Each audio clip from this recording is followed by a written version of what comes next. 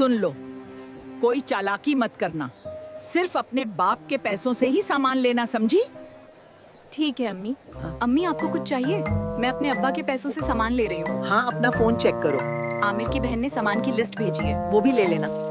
इस बार मैं उसके बाप के पैसों से इतनी खरीदारी करूंगी। बहनों, मेरी स्मार्टनेस से कुछ सीखो। बेटा, जब वॉशिंग मशीन भी पुरानी हो गई है तो नई ले लो ना, और एयर फ्रायर भी ले लो अपने अब्बा के पैसों से। जी अम्मी, कोई मसला नहीं। बेटी, जल्दी बताओ तुम्हें कुछ चाहिए क्या?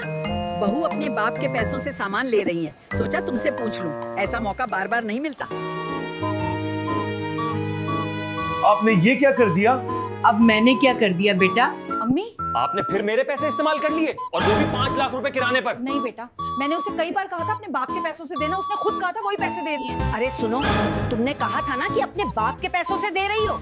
अम्मी, आपने कहा था अपने फादर के पैसों से पेमेंट करना, तो मैंने वही पैसे इस्तेमाल किए जो मेरे फादर ने आमिर को दिए थे। आपने तो ये नहीं कहा था कि मैं अपनी पॉकेट मनी इस्तेमाल करूं जो मेरे फादर मुझे देते हैं।